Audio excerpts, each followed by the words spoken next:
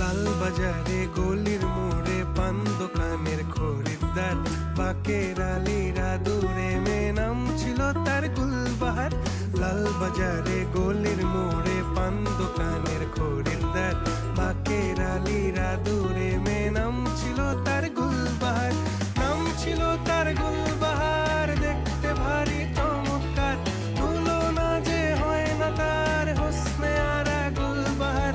বাকের আলীরা দূরে মেয়ে নাম ছিল তার গুলবাহার।